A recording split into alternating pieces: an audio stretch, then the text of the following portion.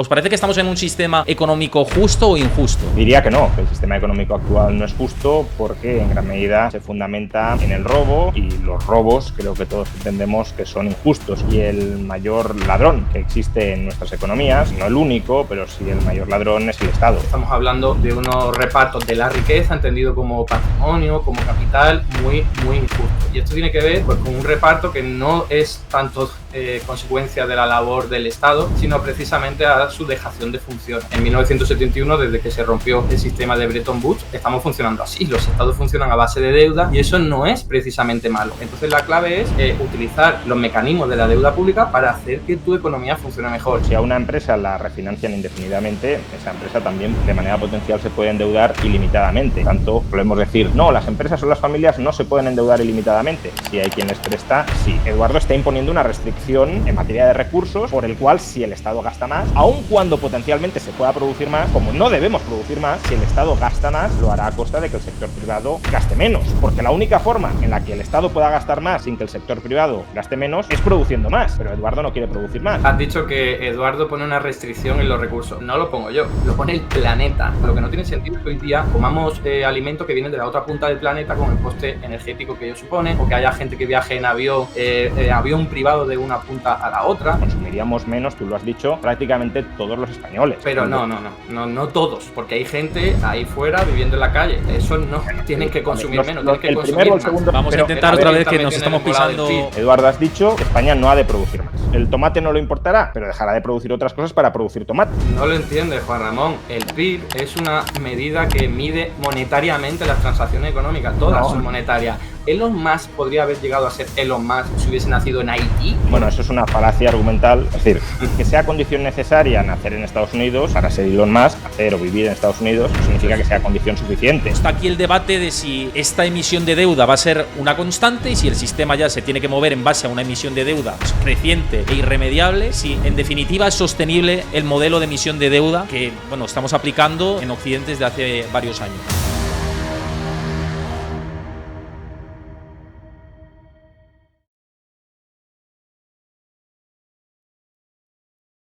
Bueno, pues bienvenidos a todos a este cuarto capítulo de estos videopodcasts con estos debates, estas charlas que estamos teniendo tan interesantes, centrados al final en como inversores, posibilidades, el entorno que tenemos y diferentes alternativas y también en confrontando posturas y posicionamientos. Y de eso se trata también en este debate y que hagamos algo constructivo y desde mi punto pues yo estar aquí de moderador charlando con Juan Ramón Rayo y Eduardo Garzón, que bienvenidos a los dos y muchísimas gracias por pasar por aquí por mi canal. A ti. Gracias a ti, Héctor. Y simplemente pues tratar todos estos temas de actualidad vinculados a la situación económica de España, pensiones, muchos debates que nos interesan a todos en esta ronda de capítulos, como decía, patrocinada por Freedom24, que luego comentaré brevemente un poco más sobre esta plataforma. Pero empezando por un tema que me parece interesante y que seguramente vais a tener posiciones un poco enfrentadas y para que valoréis un poco vuestra perspectiva sobre este entorno, quería preguntaros y lanzaros si consideráis que estamos ahora mismo en un sistema justo, injusto, se pueden hacer cosas. Sé que lo vais a abordar desde diferentes puntos de vista, pero me interesa saber vuestra opinión ahora mismo. ¿Os parece que estamos en un sistema económico justo o injusto? Si quieres empiezas Juan y luego Eduardo, como queráis. Bueno, en el caso, si hablamos de justicia, obviamente nos apartamos un poco del ámbito estrictamente económico, está relacionado, pero es un debate más filosófico, ¿no? Y diría que no, que el sistema económico actual no es justo porque en gran medida se fundamenta en el robo y los robos creo que todos entendemos que son injustos. Y el mayor ladrón que existe en nuestras economías, no el único, pero sí el mayor ladrón es el Estado, que se apropia de la mitad del valor aproximadamente que una persona genera a lo largo de su etapa productiva. Con lo cual, claro, que luego eso de lo que se apropia lo distribuye. Un ladrón distribuye el botín, no cambia que el origen de ese botín sea el robo, pero justamente porque no se respeta la propiedad pacíficamente adquirida de las personas y por tanto en última instancia no se respeta su libertad para perseguir su propio proyecto de vida sin que otros te coaccionen, ejerzan la violencia sobre ti, salvo que te sometas a sus mandatos extractivos, pues diría que el sistema no es justo. Eduardo. En mi caso diría exactamente lo mismo, que el sistema no es justo, de hecho es muy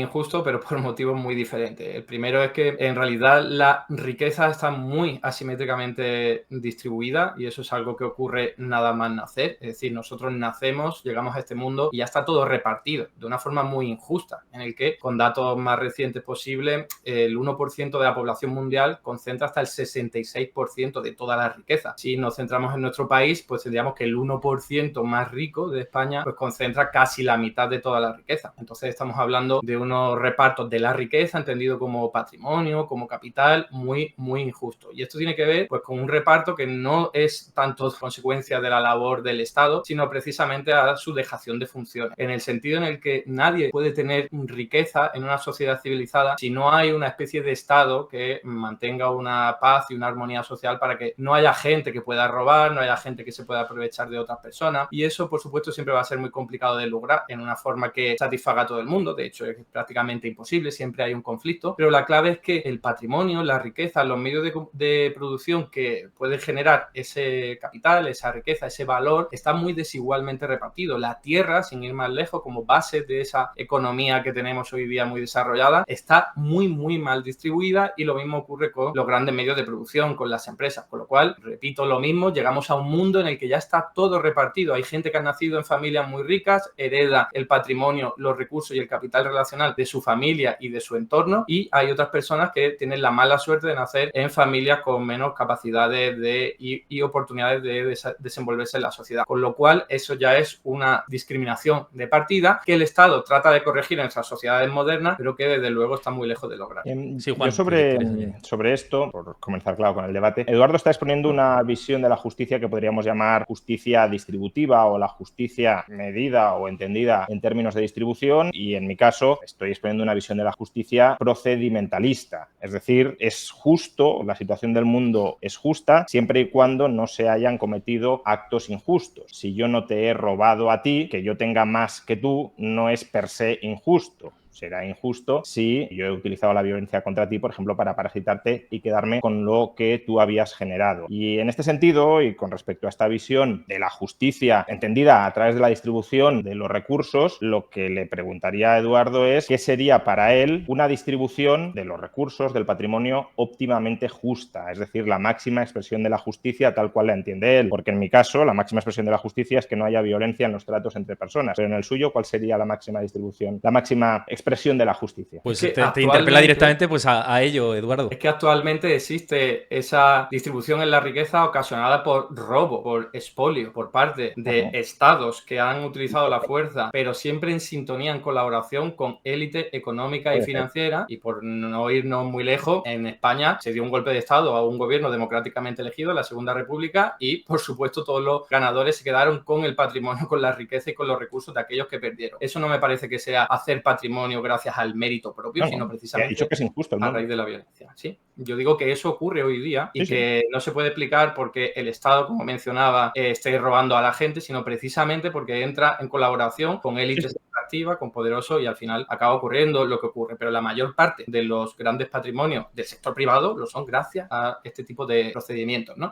Y respecto a la pregunta, yo lo tengo clarísimo, o sea, que yo me considero de tradición comunista. Para mí una sociedad óptima es aquella en la que nadie se aproveche del trabajo ajeno, que nadie esté explotando laboralmente en el sentido de más a otra persona. Eso es lo que ocurre en economías capitalistas, y al fin y al cabo significa que el esfuerzo de una persona está sirviendo para enriquecer a otra. Yo creo que lo lógico, lo justo, es que cada uno tenga lo que se está ganando, y por lo tanto sí, puede que haya desigualdades, en el sentido de que alguien trabaje más, tenga más talento, se esfuerce más, pero no estas desigualdades que estamos acostumbrados a ver, en el que el 1% concentra el 66% de toda la riqueza. Eso es impensable. Eso lo ha logrado gracias a la extracción del valor realizado por otras personas. O sea, en cuanto a lo primero, yo no niego que el Estado pueda robar para beneficiar a determinadas élites extractivas que se alían con el Estado. Por supuesto que eso puede suceder. De hecho, el Estado lo instrumentaliza a alguien en su beneficio. Será la casta política, serán los lobbies, serán las clientelas electorales, será quien será. Pero la extracción de recursos termina redundando en beneficio de particulares, que no son solo ni mayoritariamente, pero aunque fueran solo los políticos, ya serían particulares cuando pasan de la función pública a la función privada, ¿no? Entonces, por supuesto que sí, que claro que hay injusticias hoy, la mayoría de ellas analizadas a través de la coacción que ejerce el Estado en beneficio de determinadas élites o oligarquías. En cuanto a lo segundo, dices que te adscribes a una tradición comunista y por tanto a una visión de que el valor valor únicamente lo genera el trabajador a través de su trabajo, pero claro, entonces ahí estás obviando la contribución productiva que, por ejemplo, tiene la espera, es decir, posponer la gratificación de las necesidades presentes al futuro, o la asunción de riesgo. Es decir, si un trabajador no quiere asumir riesgos y otro trabajador los asume por él, si tú trabajas y te sale bien tu proyecto, yo me quedo con una parte, y si te sale mal, tú no pierdes. Si otro está asumiendo tu riesgo, que es lo que fundamentalmente hace, por ejemplo, una empresa de seguros, pues obviamente esa persona que asume el riesgo de otro trabajador que no lo quiere asumir en su proyecto productivo, pues deberá recibir una parte de la riqueza generada. O dicho de otra manera, ¿tú consideras que las empresas de seguros están robando al consumidor por asegurar al consumidor? Todas las actividades capitalistas están robando plusvalía del trabajador. Eso, como digo, es por supuesto debatible, pero es bastante sólido en términos de teoría marxista, porque si nosotros nos hacemos la siguiente pregunta, ¿de dónde sale el valor añadido? Tenemos que concluir que solo sale del trabajo. Yo estoy diciendo que sale del trabajo, no quiere decir que solo del trabajador, porque por supuesto que hay empresarios que trabajan en su actividad productiva y también hay ejecutivos de alto rango que trabajan, por supuesto, y muchos de ellos trabajan muchísimo, pero sus grandes ganancias solo se pueden explicar gracias a que hay gente que está trabajando para ellos. En mi visión ideal de una sociedad y de una economía es que la asunción de riesgo sea también colectiva, comunitaria, socializada de alguna forma, a través de una cooperativa, a través del Estado, de la forma que sea. La clave es que nos preocupemos tanto por repartir las ganancias como por repartir los riesgos. Cuando salen mal las cosas, es lógico también que como sociedad, siempre que no haya habido trampas en esa operación, pues se repartan. Y eso, claro, pues nos conduciría a una sociedad pues mucho más socialista de lo que hoy día podemos pensar. Pero imagínate que vivimos en una sociedad y hay un directorio de tecnócratas que no se sabe muy bien cómo han llegado ahí, democráticamente o como sea, que deciden emprender una serie de proyectos que yo individualmente considero que van a salir fatal. ¿Por qué no me permites que yo negocie con otra persona? En el sentido de, oye, yo creo que esto colectivamente va a salir muy mal. ¿Por qué no te quedas tú con mi cuota de riesgo que yo no lo quiero asumir? Si este proyecto sale muy bien, te quedas con mi cuota de ganancia, y si sale muy mal, yo no experimento la pérdida vinculada con esta aventura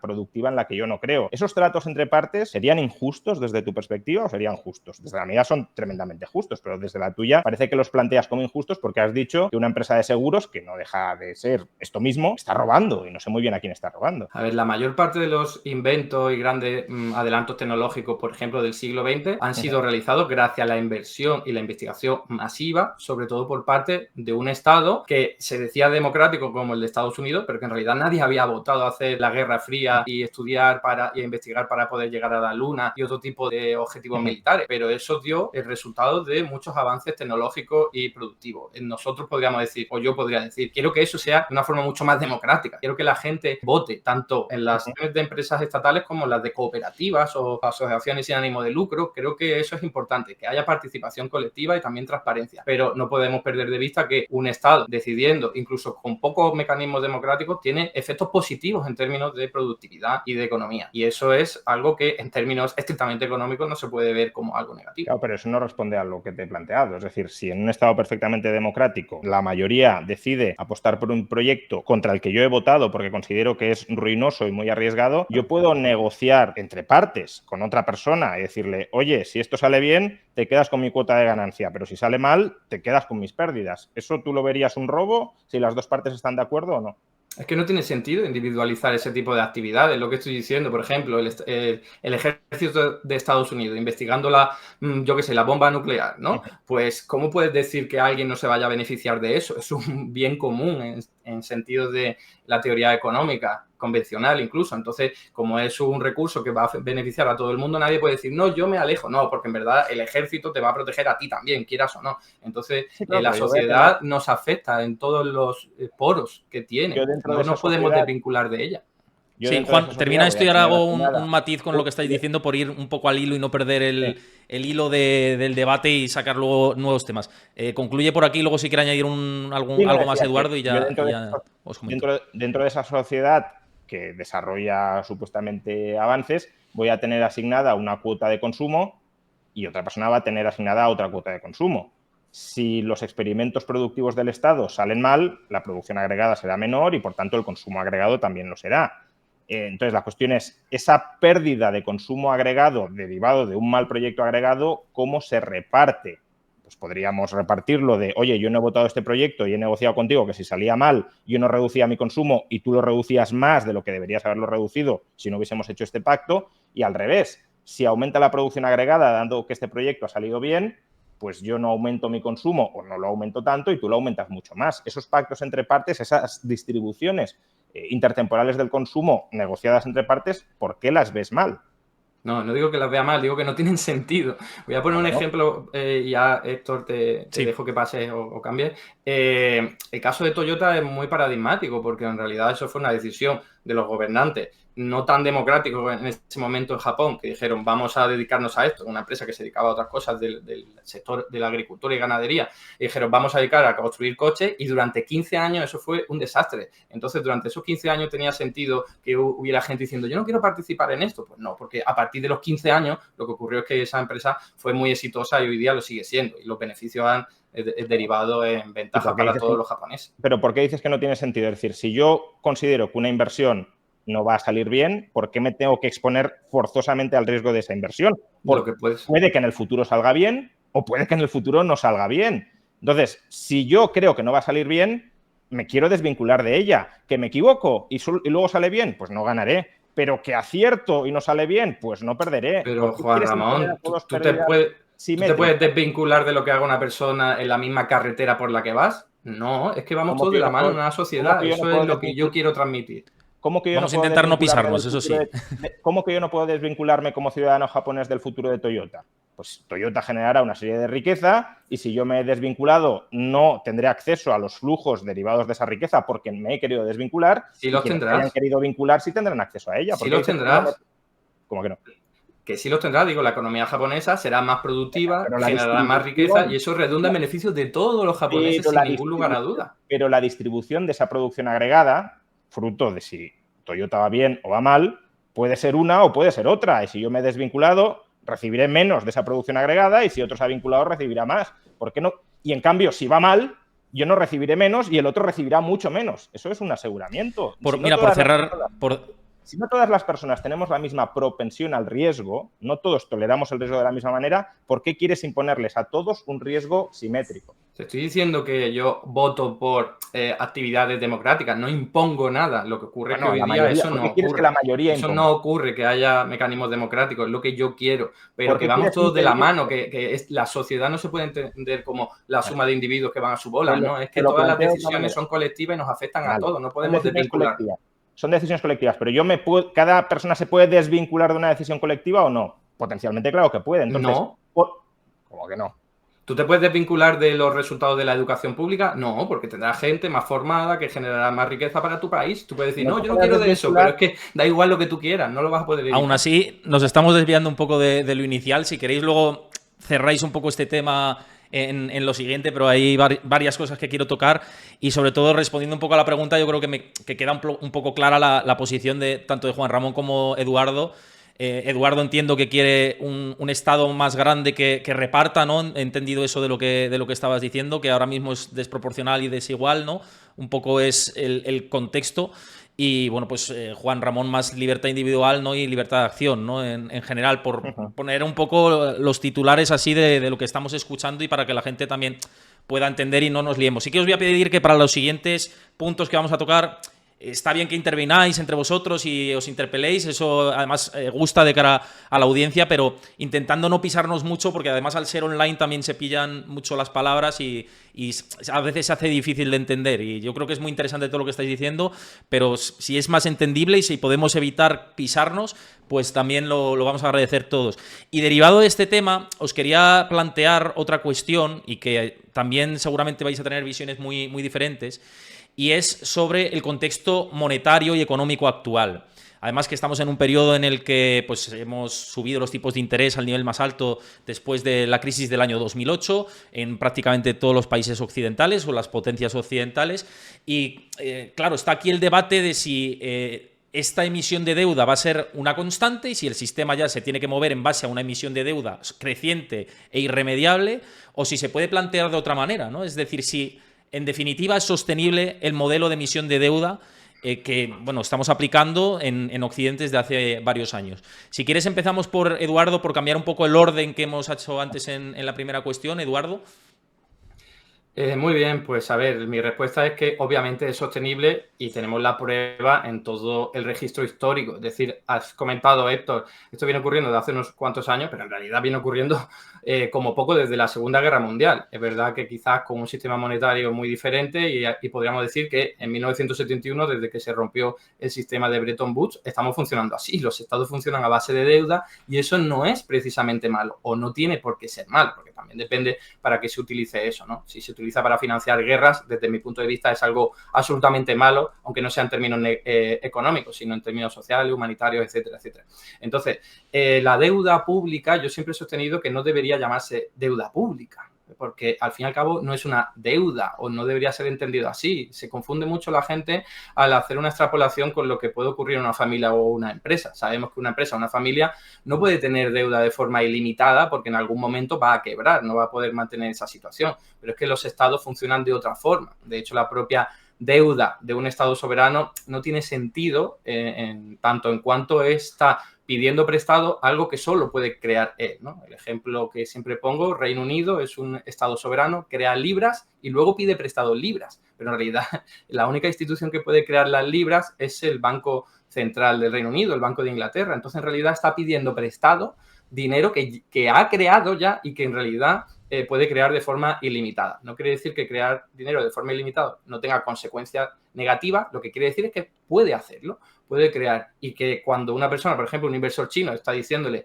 o está prestando dinero al Reino Unido, en realidad está prestando con libras que en su día creó el Banco Central de Inglaterra. Por hacer una metáfora un poco tontorrona, pero que creo que se puede entender bien, el dinero desde 1971 es una especie de autógrafo que firman y reparten los estados soberanos. Entonces, tú cuando firmas un autógrafo tienes libertad y para crear todos los que quieras de forma ilimitada. ¿Qué sentido tiene que cuando tú creas autógrafos y los repartas, luego los pidas prestados? No tiene ningún tipo de sentido, no los necesitas. Entonces los estados emiten deuda, piden prestado la moneda que han creado simplemente por una operación monetaria para que el tipo de interés no esté más o menos controlado, pero en realidad no necesitan ese dinero porque lo pueden crear. Entonces el debate va más por otro lado, va más por la deuda es perfectamente sostenible, sobre todo la de países poderosos como Estados Unidos, Reino Unido o la eurozona en su conjunto. La pregunta debe ir más allá de hasta qué punto se puede aumentar la deuda pública sin generar desequilibrios macroeconómicos, porque premios Nobel como Stiglitz o incluso Warren Buffett han revelado que un Estado con soberanía monetaria puede evitar la quiebra siempre que quiera, más allá del Banco Central de Inglaterra y de la Reserva Federal, ¿no? Entonces la pregunta es ¿hasta qué punto se puede crear deuda pública sin generar desequilibrios macroeconómicos? Y esa es una pregunta bastante diferente, porque sostenible es. Otra cuestión es que las consecuencias pueden ser negativas. Y acabo con esto, desde mi punto de vista, hay un montón de margen para seguir incrementando la deuda pública, por ejemplo, con el último informe de Mario Draghi, que proponía incrementar la inversión y en buena medida acorde a deuda pública, pues no hay ningún tipo de problema. La Unión Europea ahora mismo está con una capacidad productiva muy por debajo de la que se puede permitir, debido a años o décadas incluso de aplicación de políticas de austeridad, neoliberalismo. Entonces, cosa que no hizo tanto Estados Unidos, por eso le va mejor. Entonces, la clave es utilizar los mecanismos de la deuda pública para hacer que tu economía funcione mejor. Y ya si me apura, yo diría para que la sociedad funcione mejor. Juan Ramón, sí, con respecto a esta cuestión. Bueno, empezando por el principio, si a una empresa la refinancian indefinidamente, esa empresa también de manera potencial se puede endeudar ilimitadamente. Por tanto, bueno, solemos decir, no, las empresas o las familias no se pueden endeudar ilimitadamente. Si hay quien les presta, sí. ¿Y quién les presta? Y lo mismo sucede con el Estado. El Estado puede endeudarse ilimitadamente. Si hay quien le compra la deuda ilimitadamente, sí. Eduardo dirá, no, pero es que aunque no le compren la deuda, puede seguir emitiendo moneda y podrá seguir gastando y podrá pagar toda la deuda que haya emitido emitiendo moneda para pagarla. Lo cual es cierto si el Estado se despreocupa del valor de la moneda. Salvo que, de nuevo, presupongamos que la demanda de la moneda que emite el Estado es ilimitada y que, por tanto, toda la moneda que se emite, que el Estado puede emitir toda la moneda que quiera, sin que ésta se deprecie, porque toda ella será incorporada a los saldos de tesorería de los agentes económicos.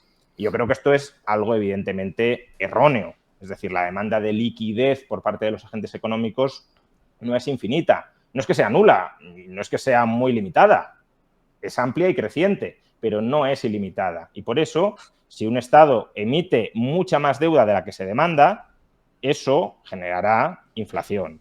Y si genera inflación, pues bueno, podemos decir que la deuda se paga, claro, la deuda se puede terminar pagando, pero a costa de deteriorar el valor de lo que en última instancia no deja de ser un pasivo del Estado, que es la moneda que emite y cuyo valor, por cierto, se compromete a defender, porque eso está en los estatutos de los bancos centrales emisores de esas monedas.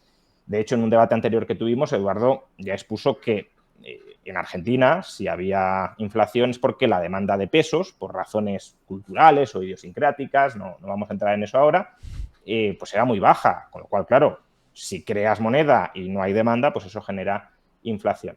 Sin embargo, hay otro punto de lo que ha dicho Eduardo que me interesa tocar, porque aquí no termino de entender la coherencia discursiva, ¿no? Eduardo tiene razón en una cosa, y es si los recursos ociosos de una economía son muy altos, esa economía puede gastar más en agregado, por ejemplo, el Estado se puede endeudar o puede incluso emitir moneda, y si esa moneda se dirige a aumentar la producción agregada de la economía en el corto plazo, eso no generará inflación. Lo que pasa es que al mismo tiempo, es decir, que sí, que podemos imprimir moneda, podemos producir más a corto plazo, no digo que se pueda, pero teóricamente es factible y que eso no genere inflación.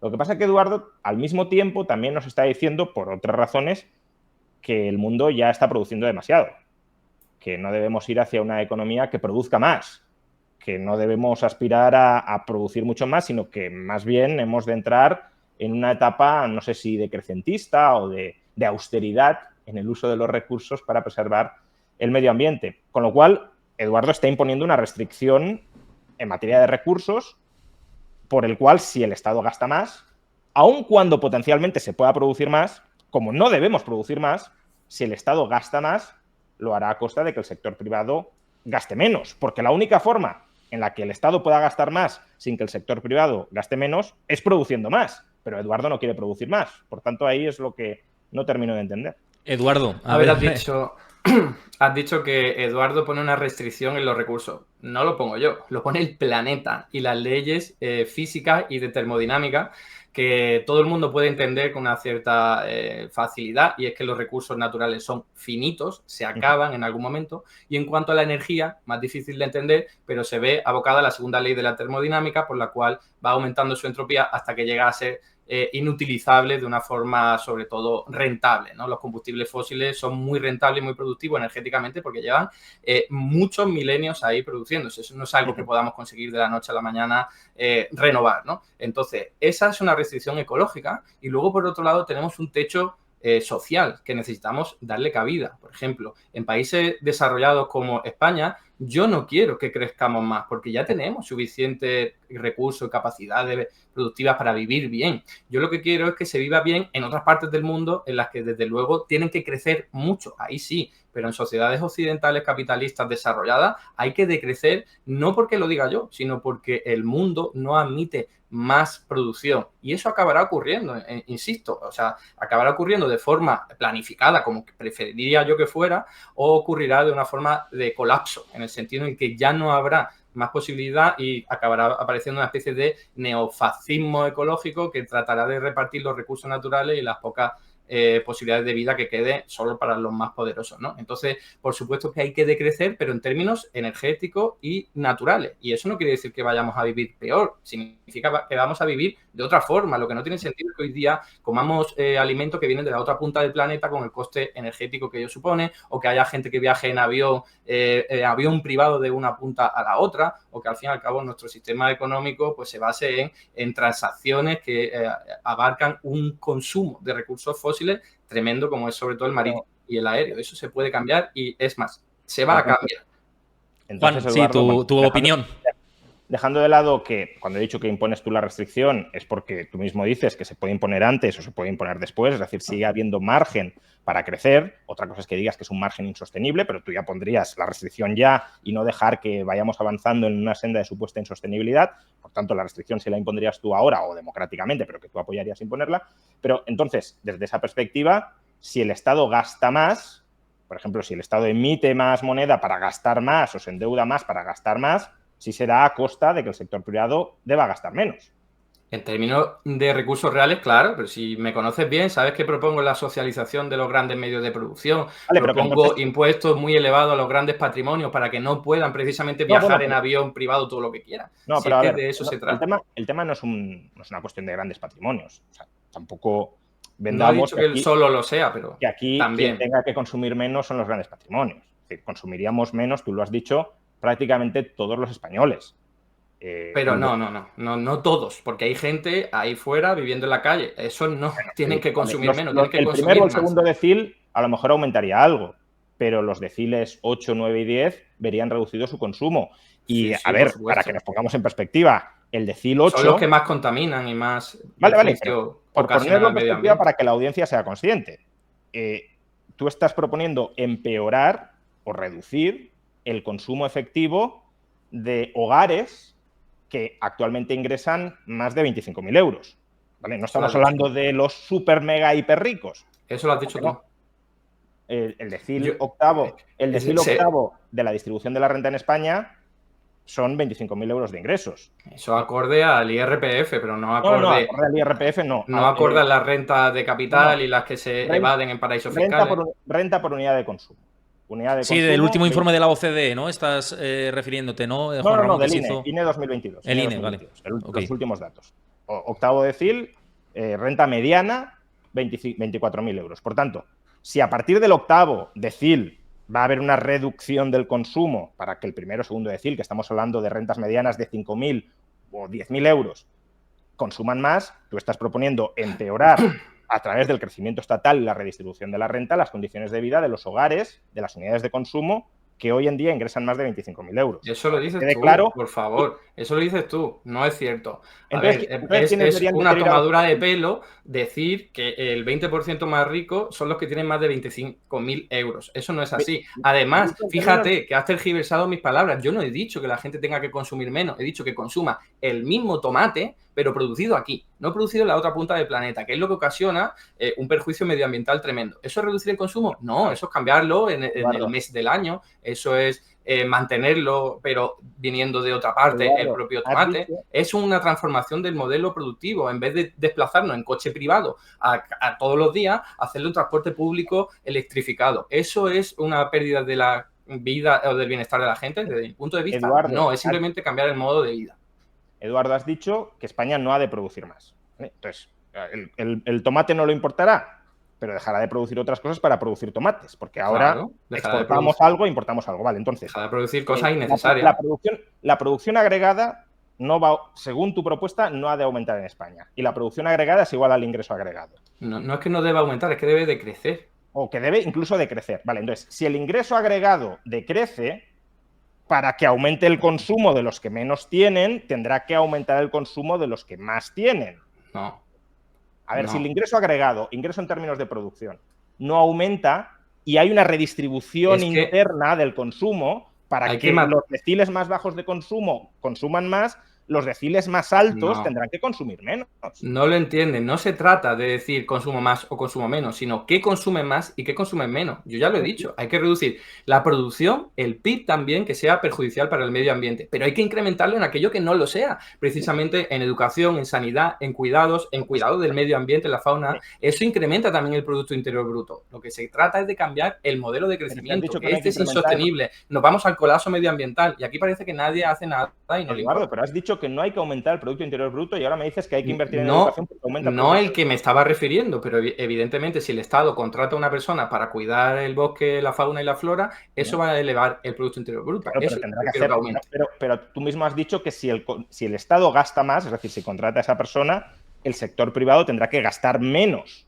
Es decir, tendrá que producir menos el sector privado para que produzca más el sector público. No en recursos financieros, en recursos reales. No, yo te hablo... A ver, el PIB es producción final. No estamos hablando de moneda ni de finanzas. Estamos hablando del valor de la producción final, ¿vale? Entonces, si el sector público produce más y consume más, en forma de servicios prestados a la ciudadanía, el sector privado tendrá que producir y consumir menos. Si no, el PIB aumentará y no estaremos en un entorno decrecentista. No lo entiendes, Juan Ramón. El PIB es una medida que mide monetariamente las transacciones económicas. Todas son monetarias. Hay actividades que redundan en nuestro beneficio y no están dentro del PIB. Por ejemplo, cuando una persona cuida a su hijo o cuando está elaborando una comida para su familia, por decir 2 ejemplos. Y eso es también producción y valor añadido y riqueza y bienestar. Y eso no está incorporado en el PIB. Eso es lo que yo quiero aumentar, recoger en el PIB, valorarlo, dignificarlo, remunerarlo y, por supuesto, siempre atendiendo a los límites medioambientales. El PIB no mide transacciones. El PIB mide el valor de la producción, producción final. Y la producción, si no se vende, es decir, si no hay una transacción, no tiene sentido que esté en el PIB. No es verdad porque, por ejemplo, la producción pública no se vende y sí está en el PIB, por ejemplo. ¿Hay una transacción o no hay una transacción? No es verdad. O las rentas inmobiliarias. No hay una transacción cuando un médico me atiende a mí. Hay una prestación de un servicio público. No hay ningún intercambio, es consumo público, lo sabes perfectamente. Es una transacción. Las rentas inmobiliarias imputadas no son intercambiadas y están en el PIB. La producción propia, por ejemplo, la producción de trigo en una granja para el autoconsumo, eso está en el PIB. Si no, el PIB de economías pobres sería 0, porque prácticamente no hay transacciones de mercado. Pero cuando tú cuidas a tus hijos, no, eso no está. Igual que un montón de otras cosas no están. Eso es lo que yo quiero aumentar. No está en el PIB. Eso no está en el PIB. Vamos a intentar otra vez que nos estamos pisando. Perdonadme. Pero entonces, tú quieres aumentar el PIB midiendo cosas que ya estamos recibiendo, porque yo a mis hijos ya los estoy cuidando, y que me digas, no, es que ahora lo incluimos en el PIB, eres más rico. No, soy igual de rico, solo que estás midiendo cosas que ya estoy haciendo y de las que estoy disfrutando. Y yo de lo que te digo es, tu propuesta implica que aquello que medimos dentro del PIB se va a estancar o decrecer. Y si quieres redistribuir esa parte de la producción que sí se mide en el PIB entre deciles bajos a costa de los deciles altos, los deciles altos van a consumir menos de eso que se está midiendo hoy dentro del PIB. Y los deciles altos... como viajes en avión privado, exactamente. Bueno, el decil octavo, ya digo, son hogares de más de 25.000 euros anuales. El decil décimo... Eso es una trampa. Eso es una trampa. ¿Alguien se cree que el 80% de la población española cobra menos de esa cantidad? ¿Alguien se lo cree? Por favor. Pero Eduardo, simplemente por matizar lo que estás diciendo como argumento, ¿cuál sería para ti el grueso, para un poco enfocar el tema y que no nos enconemos en el tema, cuál sería el grueso de gente que tendría que aportar más, ¿no? O cambiar o de crecer, que es lo que estamos hablando, el de crecimiento de consumo? No, sí, yo estoy encantado de que esto se haya convertido en una entrevista y que pueda exponer aquí mis propuestas, pero para ver cuál es la cantidad tendrá que estudiarla, pero desde mi punto de vista está muy claro que hay que elevar el impuesto de capital, de patrimonio, las grandes fortunas y, bueno, habría que estudiar a partir de qué umbral. Y eso afectaría, sí, al 20, al 30% más rico de la población. Claro que sí, si se trata de lograr economía más próspera. Y todos los estudios académicos revelan que las economías más prósperas son aquellas en las que hay precisamente menos distribución de la renta injusta, menos concentración asimétrica de la riqueza. Entonces, eso es lo que yo quiero y al mismo tiempo mantener un respeto medioambiental, que es difícil, nadie dice que esto sea sencillo. Lo fácil es decir, hay que recortar el Estado, hay que bajar impuestos. No, es que la economía es muy compleja, hay que arremangarse y las cosas no se resuelven preguntándome a mí, hay que estudiarlas con detenimiento y con tranquilidad. Pero tú tendrás unas propuestas, pero fíjate que esas propuestas que estás planteando de aumentar los impuestos al capital o al patrimonio son impuestos que gravan el ahorro, es decir, el no consumo. Por tanto, de alguna manera estarías fomentando que la sociedad se volviera aún más consumista de lo que ya es. No. Porque la parte de los ingresos que los patrimonios altos invierten no se está consumiendo. No todo, pero una parte sí, porque si no, no invertiría. ¿Cómo? Ah, bueno, pero la consumirán otros, no ellos. No, ellos también. A ver si te crees que la gente está invirtiendo para quedarse ahí en una cueva sin consumir, ¿sabes? O sea, ¿tú crees que, por ejemplo, no sé, Elon Musk tiene 200.000 millones de dólares en patrimonio? De esos 200.000 millones de dólares, ¿cuánto crees que gasta en consumo? Ah, él no consume, es lo que va ganando por ese patrimonio. ¿No consume o qué? Pero de esos 200.000 pues millones... consumiría mucho menos si le ponemos un impuesto y evitamos esas grandes y escandalosas concentraciones de riqueza. ¿Pero qué porcentaje? No tengo el dato, pero por tener tu estimación. De esos 200.000 millones de dólares... Que me da igual el porcentaje. De esos 200.000 millones de dólares, ¿qué porcentaje crees que consume anualmente Elon Musk? Juan Ramón, que me la suda el porcentaje. 0,01%. Que me la suda, no tienen relevancia. Hombre, tiene toda la relevancia. Preguntas absurdas. Pensaba que estamos en un debate y no una entrevista, pero bueno. No, pero por eso yo estoy intentando decir que vamos a llegar a una conclusión por parte de los dos. No, pero a ver, tu propuesta tendría más sentido si dijeras, vamos a grabar el consumo de los ricos. Pero es que estás planteando grabar el ahorro de los ricos. Y por tanto, ¿de dónde sale el consumo de los ricos, Juan Ramón? ¿De dónde sale el consumo de los ricos? De sus ingresos, no de su patrimonio. ¿Y de dónde salen los ingresos? Los ingresos... ¿Del patrimonio? Saldrán del patrimonio. Por tener mucho patrimonio, Elon Musk no ingresa más. Pero si el ingreso que sale del patrimonio lo reinviertes, que es lo que hacen los ricos, no lo estás consumiendo.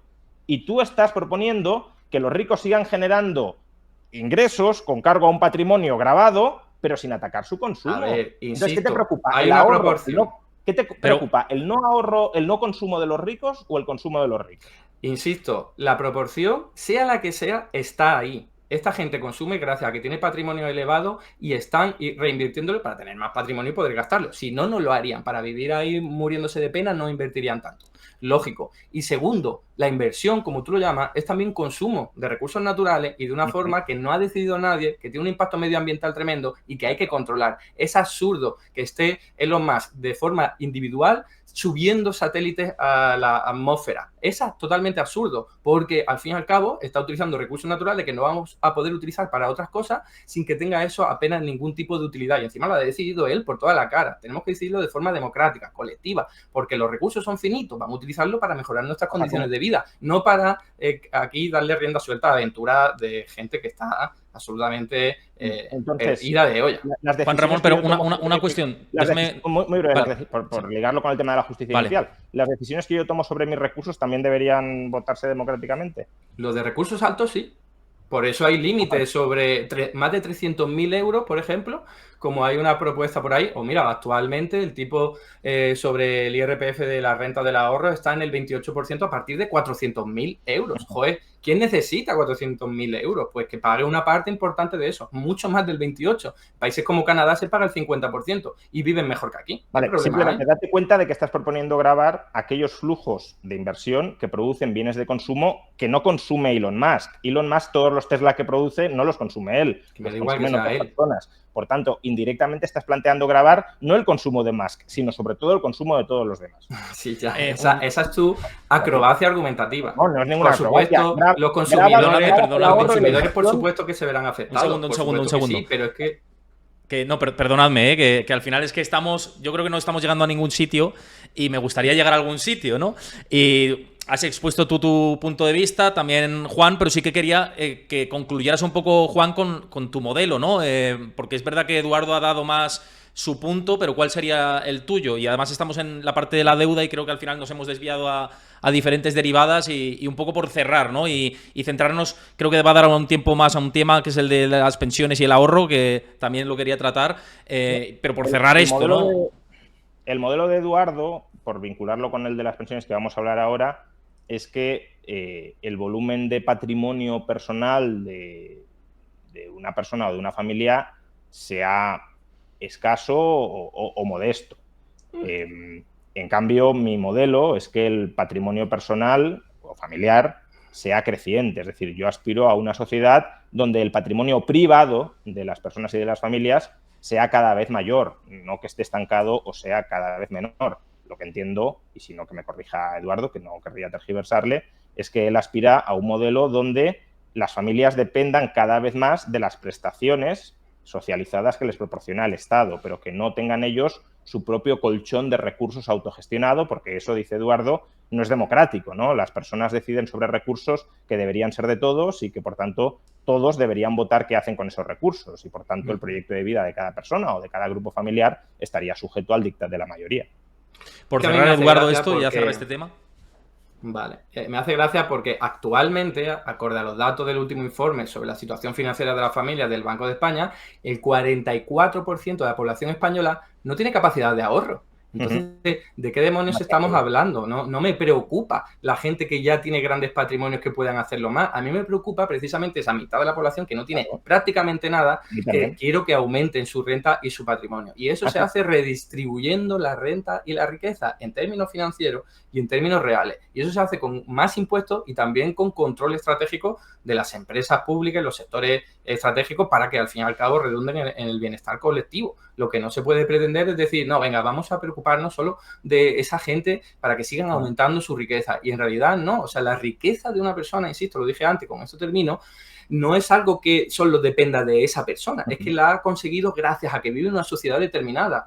Elon Musk podría haber llegado a ser Elon Musk si hubiese nacido en Haití, un estado fallido, donde está el expolio y el robo a la orden del día, bandas callejeras y no hay ningún tipo de paz social. No, se lo debe a la sociedad estadounidense y a todo lo que ha expoliado a otros países. Entonces la riqueza individual depende de la sociedad. Entonces claro que va de la mano.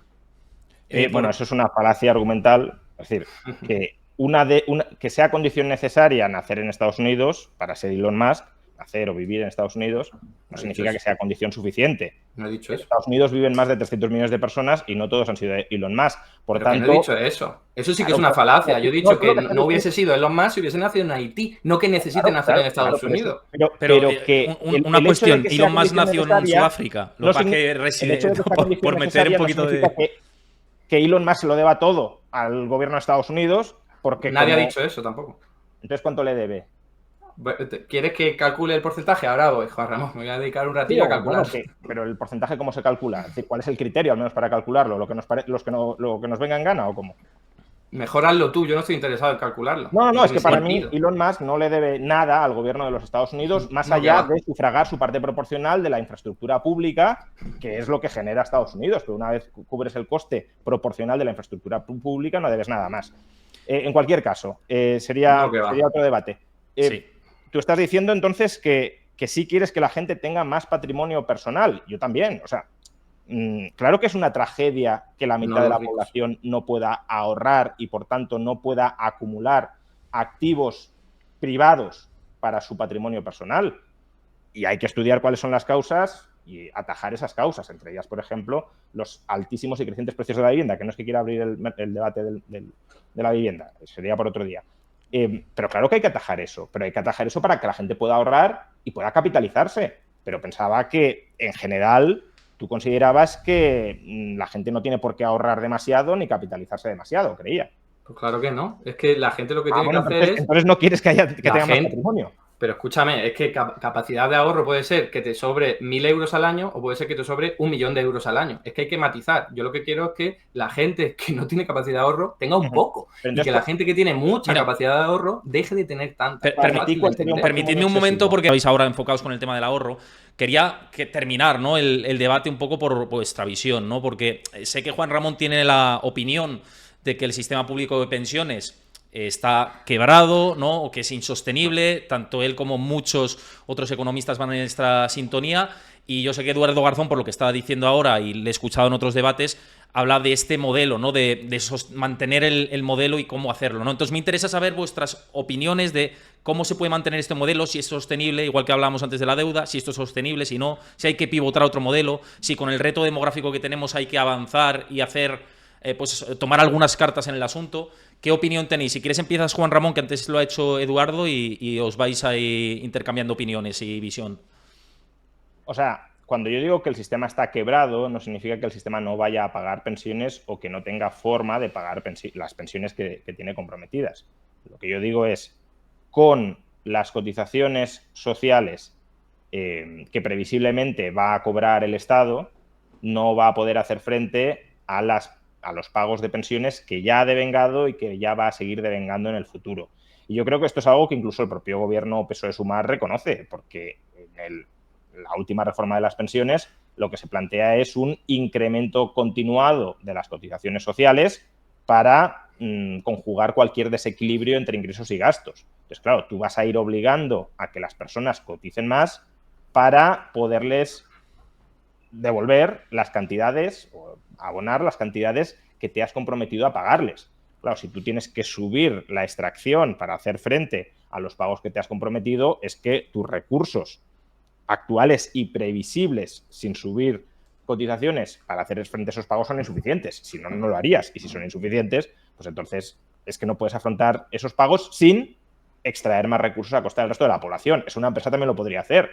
Estoy quebrada. ¿Qué significa? Que no puedo pagar la deuda con mis beneficios. Si la empresa pudiera decir, oye, que voy a quitaros a todos los demás recursos para poder pagar mi deuda, pues entonces, claro, sí, la podría pagar. Esa es la diferencia entre una empresa y un Estado, que el Estado puede robar y la empresa no. El punto es, el sistema a corto plazo o medio plazo, incluso me temo a largo plazo, no va a cambiar, pero lo que sí puede y debe hacer la gente que tenga la posibilidad, y lo ideal es que cada vez más gente tenga esa posibilidad, y la responsabilidad de prepararse para un futuro donde quizá la cuadratura del círculo, es decir, el aumento del gasto en pensiones que se va a producir, no se produzca a costa de un menor gasto efectivo del sector privado, que eso liga con lo que hablábamos antes. Si los pensionistas consumen más y no vamos a producir más en agregado, según Eduardo no deberíamos, entonces el resto de la sociedad no pensionista deberá consumir menos. Entonces, si vamos a ese mundo y la posibilidad es que eso suceda, es decir, que los pensionistas consuman más a costa de que el resto de la sociedad consuma menos, pero también se podría dar el caso de que la aritmética política diga, no, los pensionistas no van a consumir mucho más para no imponer tanta austeridad al resto de la población. Y si vamos a ese mundo, es decir, un mundo donde en parte se recortan las pensiones para cuadrar las cuentas, en parte se suben las cotizaciones, pero en parte se recortan las pensiones, pues no deja de ser prudente tener un patrimonio personal propio complementario frente a unos niveles de pensiones públicas que pueden ser insuficientes para los proyectos vitales que uno quiere desarrollar una vez se jubile. Eduardo. A ver, la definición de quiebra de la RAE es que no eres capaz de hacer frente a tus deudas. La deuda de la seguridad social es pagar las pensiones. Por lo tanto, preguntémoslo a los pensionistas que conocemos. ¿Os están pagando las pensiones? Os dirá, sí, pues ya está. El sistema público de pensiones no está quebrado. Es una definición. No se puede refutar lo que hace Juan Ramón Rayo, y entiendo que otras personas, ¿vale? Legítimamente. Ahora veré por qué pueden argumentar eso. Es decir, no, es que en realidad está en déficit, significa que ingresa menos cotizaciones sociales, luego las prestaciones que tiene que dar, y sobre todo eso va a aumentar esa brecha en el futuro, así que es insostenible y hay que hacer algo, ¿no? Eso nos lo llevan diciendo desde los años 90, por eso se creó el Pacto de Toledo. Y lo único que ocurría era que todas las previsiones, por cierto, de estudios financiados por bancos y otro tipo de empresas financieras, decían que iba a haber un déficit en el año 2000, en el año 2001, que era insostenible, que había que contratar planes privados de pensiones. Ahora la historieta ha cambiado y es contratar otro tipo de fórmula financiera. Pero la historia central es la misma. Hay un interés económico en meter miedo para que creamos que las pensiones públicas son insostenibles, pero la verdad es que no son insostenibles, precisamente porque nos lo llevan diciendo hace un montón de tiempo y se siguen pagando. Y la siguiente argumentación es que solo por tener déficit público algo es insostenible, en este caso el sistema de seguridad social, porque si es así, es insostenible o está quebrado, como lo queráis llamar. Si es así, el 80% de todos los estados del mundo están quebrados. Porque si uno coge los datos del Fondo Monetario Internacional, del Banco Mundial, quien sea, y ve todo el promedio del déficit público desde el año 1980 hasta la actualidad, verá que el 80% de todos los países han tenido déficit público, y no pequeño, precisamente. Países ricos, desarrollados, Estados Unidos, Japón, Australia, Reino Unido, en fin. ¿Eso quiere decir que esos países están quebrados? No, es que tener déficit público es simplemente una herramienta de política económica que hay que utilizar en beneficio de la sociedad. Por ejemplo, ¿la sanidad pública está quebrada? No. El sistema de defensa, la monarquía, ¿están quebradas? Si tú los apartas del presupuesto, diría, pues tienes más costes que ingresos, obviamente, pero ¿eso significa que estén quebrados? No, eso significa que la sociedad ha dado prioridad a esas, aunque yo no estoy de acuerdo precisamente con estos dos últimos, le ha dado prioridad a esos objetivos. Lo mismo con las pensiones. En un mundo en el que cada vez va a haber más pensionistas, eso no es necesariamente malo, eso significa que una parte de la tarta habrá que dárselo más a ellos porque son proporcionalmente más, igual que habrá que darle proporcionalmente menos a los niños, la educación infantil, etcétera, etcétera. Y acabo con lo siguiente. En la peor de las previsiones de gasto público, se ve que es en el año 2050 y el gasto público sobre el PIB de las pensiones no superaría ni el 14%, que puede ser una cifra elevada, pero es la que hoy día tiene Francia. Si Francia logra pagar sus pensiones públicas hoy, nosotros también podremos hacerlo en el peor año de todas esas previsiones. Juan Ramón. Primero, la definición de de quiebra no es que no puedas hacer frente al vencimiento de tus deudas. Eso es la definición de suspensión de pagos. La definición de quiebra es una situación de insolvencia y un agente es insolvente cuando el valor de sus activos es inferior al valor de sus pasivos. Es decir, cuando los derechos de cobro y otros activos que no sean financieros, el valor de esos activos sea inferior a los compromisos de pago ya devengados. Y en el caso de la Seguridad Social, como digo, es así y precisamente porque es así tiene que ir subiendo los derechos de cobro que tiene sobre la población, tiene que ir subiendo las cotizaciones sociales. En cuanto a... No sé, ha dicho Eduardo que en el peor de los escenarios el gasto público en pensiones no superará el 14%. No sé, yo tengo aquí delante el Aging Report del año 2024 con datos elaborados por el Gobierno de España y pues el gasto público para 2050 no es el 14%, es según el escenario el 16 o el 17%. Y eso es un nivel de gasto que va a costa del resto de la población, porque además, que esto también es muy interesante, es, aunque fuera el 14% del PIB, pero ¿del PIB de qué año? Del PIB del año 2050. Si Eduardo nos dice que el PIB no ha de crecer nada entre el año 2024 y el año 2050, no sería el 14, sería el 30 o el 35, con lo cual el resto de la sociedad estaría absolutamente a dos velas. Ríete de los niveles de austeridad que se impusieron en el año 2012 o 2013 para hacer frente a la deuda. Por tanto, ese es un tema. Y el otro es, aun cuando uno crea que muy probablemente las pensiones se van a pagar en las condiciones que hoy se promete que se van a pagar, primero, puede haber gente que quiera recibir en la jubilación unos ingresos más elevados que los que le promete el sistema. Supongo que Eduardo no verá necesariamente mal que uno aspire a tener durante su jubilación ingresos más altos que los que ha devengado en favor de la seguridad social, contra la seguridad social. Y segundo, también cabe el riesgo de que estas proyecciones no se cumplan. Por ejemplo, las proyecciones de las que hablaba Eduardo presuponen que durante los próximos 30 años van a entrar en España más de 10 millones de inmigrantes y que se van a incorporar al mercado laboral de manera productiva. Puede pasar, pero también podría no pasar. Y si no pasa, las pensiones estarán sometidas a mucho más estrés. Y si están sometidas a más estrés, pues o se reduce aún más la renta disponible y el consumo del resto de la sociedad para mantener la de los pensionistas, o se reduce la de los pensionistas para no castigar tanto al resto de la sociedad. Y claro, si te reducen la de los pensionistas, pues precisamente por eso no está de más tener un patrimonio personal propio complementario, que creía que Eduardo nos ha dicho antes que veía con buenos ojos que las familias tuviesen más patrimonio personal. Y ya termino. No hagamos trampas cuando se dice, habéis dicho siempre que la seguridad social estaba quebrada y las pensiones se han seguido pagando. Sí, ya lo hemos discutido en otras ocasiones. Se han seguido pagando porque ha habido diversas reformas del sistema de pensiones a las que vosotros, digo tu espacio político, Izquierda Unida, por ejemplo, se opuso siempre, que han recortado los derechos y las prestaciones de los pensionistas, salvo en la última. Pero en la última ni siquiera revierte todos los recortes previos entre el 85 y el 2011. Por tanto, se han podido seguir pagando las pensiones porque se han recortado esas pensiones. Por tanto, quienes decían el sistema no es sostenible tenían razón, porque si lo hubiese sido, no se habrían recortado las pensiones. No, eso es una decisión política de los gobiernos de turno. Si no llega a ser precisamente porque está Unidas Podemos en el gobierno presionando a Pedro Sánchez para que no recorte en esa dirección, pues no hubiésemos tenido esta reforma que va más por el lado de los ingresos, sin que yo esté de acuerdo con que se haya ido por ahí, pero sí que ha sido menos lesiva con el conjunto de los pensionistas. Entonces, si no se hubieran aplicado, respondiendo a tu pregunta, si no se hubiesen aplicado los recortes, tendríamos hoy a lo mejor el gasto público que tiene hoy Francia, que se jubilan a los 63 años, si no me equivoco. Muchísimo más.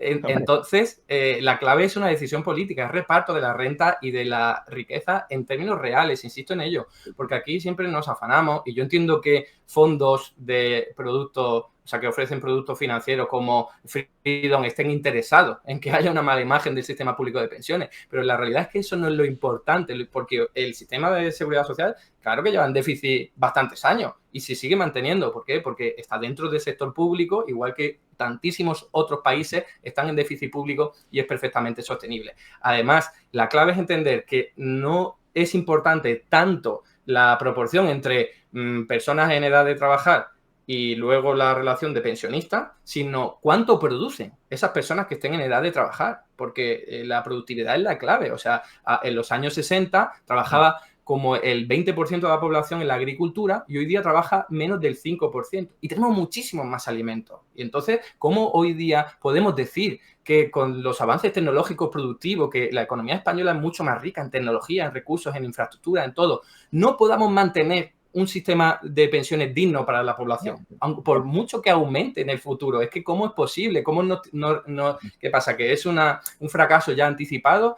¿Nos rendimos? Pues claro que no tiene sentido. Insisto, que son intereses económicos lo que están explicando esta propaganda en contra del sistema público de pensiones. Y entre ellos, por supuesto, está Freedom 24.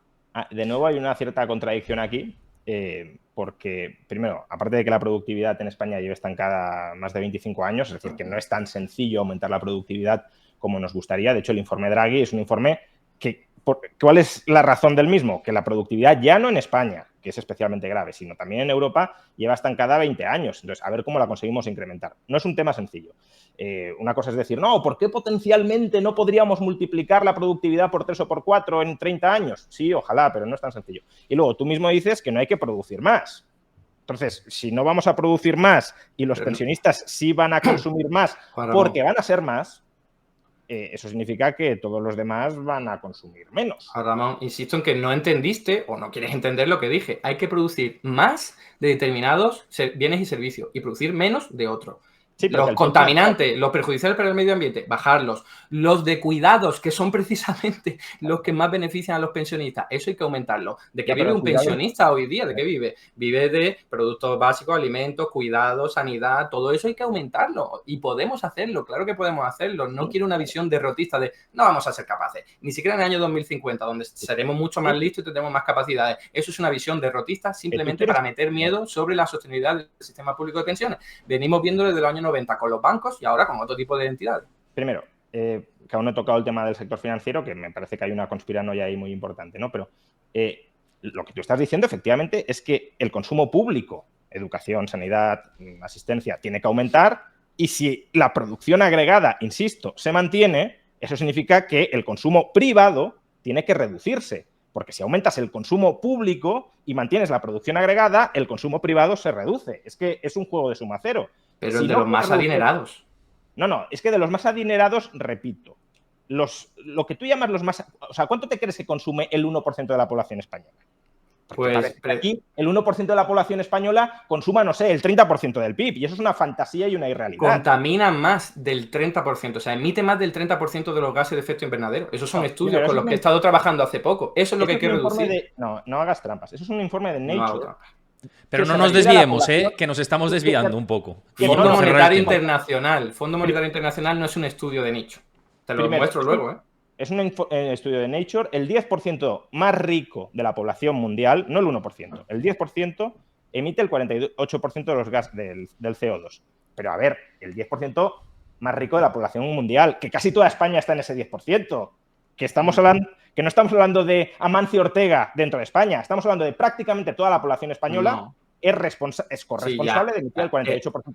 Claro, a ver, el 44% de la población española que no tiene capacidad de ahorro, ahora le vas a culpar de estar emitiendo gases de efecto invernadero. No hablamos de capacidad de ahorro, estamos hablando de consumo. El CO2 no se emite por ahorrar, se emite por consumir y por producir. Y si no tienes ahorro, tu consumo no va a ser muy elevado. ¿Por qué? Puedes consumir el 100% de tu renta. Sí, claro, la gente está consumiendo a tope porque le apetece, ¿no? No quiere ahorrar. Yo no digo que le apetezca, yo digo que en tus estadísticas, cuando dices que el 10% más rico de la población global emite el 48% del CO2, en ese 10% está metido la mayor parte de la población española. Y que, por tanto... Estamos hablando de 700 millones de personas, más de 700 millones de personas, el 10%, y ahí no está España. Están los ricos de España y los más acaudalados, pero no la mayor parte de la población, como tú mismo has dicho, por favor. Pero, a ver, ¿cuál te crees que es el decil 90? Perdón, el percentil 90 de la distribución global de la renta. ¿Cuál te crees que es el percentil 90 de la distribución global de la renta? Que no son 100.000 euros. Estaremos hablando, no sé, de 15.000 o 16.000 euros. Entonces, todo aquel que ingrese más que eso está en el décimo decil de la distribución global de la renta y es responsable de ese 48%, que no hagamos trampas. Y luego, en cuanto a lo de la conspiranoia de los bancos y demás. tú mismo decías que está bien, o eso te he entendido, ahorrar y acumular un patrimonio. Entonces, si ahorras y acumulas un patrimonio, ¿en qué activos inviertes ese patrimonio? ¿En la cuenta corriente del banco para que se te la coma la inflación? Ahí sí que estás ayudando a la banca, dándole financiación gratuita. ¿No sería más lógico invertir, por ejemplo, en acciones, en un fondo indexado que replica un índice cuya rentabilidad promedio histórica ha sido del 7%? ¿Por qué quieres condenar a la gente a una rentabilidad negativa, manteniendo la liquidez en deuda pública, rentabilidad cero, o en un depósito bancario, rentabilidad negativa, en lugar de poder disfrutar de una capitalización media anual del 7%? Pero ¿cuál es el objetivo en la vida? Porque para mí es ser feliz y que los que me rodean sean felices. Para eso no necesito estar multiplicando mi patrimonio. Yo me considero una persona que tiene un nivel socioeconómico bastante bueno y yo no quiero multiplicar mi patrimonio. Yo no estoy invirtiendo más. Déjame hablar, por favor, que Sí, acabo rápido. Yo no estoy invirtiendo mi patrimonio, o sea, es que no lo necesito, vivo muy bien. Yo prefiero dedicar la renta a consumo privado mío, a ayudar a la gente que menos recursos tiene, a contribuir con proyectos de ONG, de fundaciones sin ánimo de lucro, con partidos políticos para transformar el mundo a mejor. El 44%, insisto, con ese dato, de la población no tiene capacidad de ahorro. ¿Por qué estáis preocupados en la siguiente mitad? Yo estoy preocupado en los de la mitad de abajo. Y acabo con la frase de José Luis San Pedro. Es que hay dos tipos de economistas: los que quieren hacer más ricos a los ricos y los que quieren hacer menos pobres a los pobres. No, pero no, al contrario, es que tú quieres hacer más pobres a los pobres y a los ricos, porque, vamos a ver, ¿quién te ha dicho que yo no estoy preocupado por el 44% que no puede ahorrar? Si te he dicho que yo estoy preocupado por ese 44% porque quiero que ahorre y que acumule un patrimonio. Y tú me estabas diciendo antes que no estás en contra de acumular patrimonios y ahora me estás diciendo que para qué quiere la gente un patrimonio. Tú estás, por ejemplo, en contra, por no hablar de productos bursátiles, estás, por ejemplo, en contra de que la gente contrate un seguro de vida o un seguro del hogar, porque eso es ahorro y es patrimonial y es capitalizarte. Claro que no, pero ¿qué tiene que ver esa pregunta? Bueno, pues es que eso es ahorro, eso es tener un activo frente a la compañía de seguros. Entonces, ¿por qué ves bien que la gente tenga un seguro de vida y ves mal que la gente tenga acciones, no sé, de Tesla, de Apple, de Inditex o de cualquiera de estas empresas que pueden estar generando valor y te hacen copartícipe de ese valor? Yo lo estoy diciendo. Esto es una conspiración de las financieras para lucrarse. Pero vamos a ver, ¿cuál es la gestión, la comisión media de un ETF? ¿Cuánto crees que cobra un ETF, que replica un índice bursátil, por ejemplo, por meter tu dinero ahí? Porque parece que aquí ¿Cuánto ganaría si no se estuviese metiendo miedo sobre el sistema público de pensiones? Mucho menos. Esa es la clave, Juan Ramón. El único motivo para ahorrar y para capitalizarte es el miedo al sistema público de pensiones. No hay otros motivos de ahorro. Yo he dicho que sea el único. Ya estás volviendo a hacer tus acrobacias argumentales o falacias. No es el único, pero es muy importante. O sea, yo tengo familia que hasta me han dicho: yo voy a invertir en planes privados de pensiones porque esto es insostenible. ¿Sabes? Yo no estoy hablando de planes privados de pensiones. Da igual. Ya sabes que más de una década, nos conocemos desde hace más de una década, si no me falla la memoria, y ya desde el principio te dije que esos planes me parecen pésimos.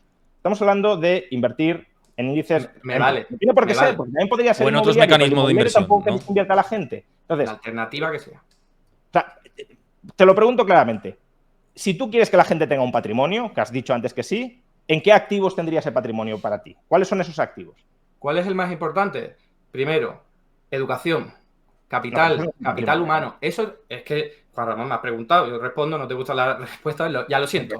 A ver, ¿qué es lo que permite que la gente tenga unos niveles de vida decentes durante toda su vida? Su capacidad propia de desenvolverse en la vida, de encontrar un buen trabajo. Eso es educación, oportunidades, posibilidades de participar en la vida pública. Yo insisto en mi situación, profesor universitario, yo con suerte tengo la vida garantizada. Espero que sea muy larga. Entonces, yo no estoy pensando en multiplicar mi patrimonio porque yo ya vivo muy bien. Yo lo que quiero ahora es que los demás que no viven tan bien, vivan bien. Es que solidario, comunista, lo que quiera, pero eso es una preocupación. Vamos a ir cerrando, los dos. Vamos a ir cerrando. ¿No te das cuenta de que quieres imponerles tu proyecto de vida a los demás? Tú estás diciendo, como yo vivo bien así, que todos los demás vivan como yo, pero vamos a ver, tú vivirás bien. Yo no he dicho eso. Que yo no he dicho eso. A los demás a que vivan así. Yo no he dicho eso. Yo no impongo nada, eso te lo inventas tú. Yo estoy explicando mi modo de vida y trato de seducir a la gente para que hagan algo así. No se preocupen de multiplicar su patrimonio y que acaben en una lápida poniendo la cantidad de dinero que han ganado. Yo lo que quiero es que la gente disfrute la vida y ayude a los demás. O dejándoles un elevado patrimonio a sus hijos, o dejándoles un elevado patrimonio a las ONGs a las que quieran apoyar ellos y no a las que elija el presidente del gobierno de turno que hay que apoyar. El mejor patrimonio para los hijos es la educación y la formación. Vamos, Bueno, sí. Entonces, según tú, un universitario que esté desempleado no tiene muchos problemas porque es muy rico en conocimiento. Pero ¿quién ha dicho eso? Hombre, claro. Ahora, si un universitario tiene 100.000 euros en acciones, o un no universitario tiene 100.000 euros en acciones y está desempleado, sí puede echar mano de ese patrimonio. Eso sí es un patrimonio del que puede echar mano en momentos de dificultad. Tú estás diciendo que, a ver, si yo ahorro, ponte por caso, ahorro 1.000 euros al año. Juan, vamos cerrando, ya que nos pasamos de la hora. ¿Tú qué harías con ese dinero? Juan Ramón, la gente invierte pensando en el futuro porque tiene miedo del futuro, pero si tuviésemos una sociedad que se preocupa porque nunca te falte nada, la gente no invertiría pensando en su futuro. Por eso he puesto mi ejemplo. Yo, empleado público, que tendré garantizada más o menos un nivel digno, pues, oye, pues si todo el mundo pudiese tener algo así, genial, la gente ya no pensaría tanto en el futuro y estaría alimentando burbujas financieras. Acabo con lo siguiente, muy rápido. O sea, aquí tengo un libro en el que hablo precisamente de la propuesta de trabajo garantizado, que es crear empleo, garantizárselo a todo el mundo. Seguro que así ya no tendríamos pues esos problemas de cómo rentabilizo mi patrimonio, porque la gente viviría bien. Pero vamos a ver. Cierra ya con esto, Juan, y cerramos ya porque se nos va a pasar el tiempo. A alguien que diga que vive bien, le estás asignando una cantidad de consumo, que además en tu caso no sería muy alta porque no quieres que aumente la producción agregada. Pero si esa persona quiere consumir o quiere potencialmente poder consumir más que aquello que tú le quieres dar, tú o el gobierno democrático que sea, ¿cómo esa persona no va a ahorrar complementariamente? Es decir, tú quieres que la gente viva como tú no, digo, como el gobernante democráticamente elegido le diga que tiene que vivir.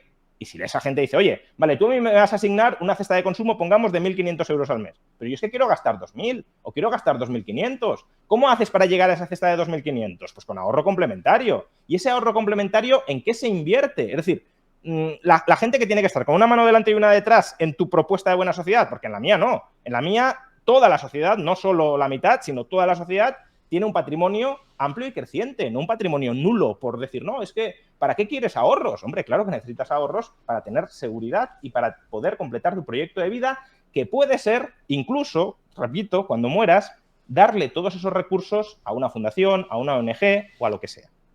Bueno, pues cerramos con esto. Muchísimas gracias a los dos. La verdad que ha sido muy, muy intenso y la verdad que estos debates también son constructivos. Muchas gracias a Juan Ramón Rayo y a Eduardo Garzón, que los dos habéis podido expresaros libremente aquí, que siempre es lo que yo también pretendo.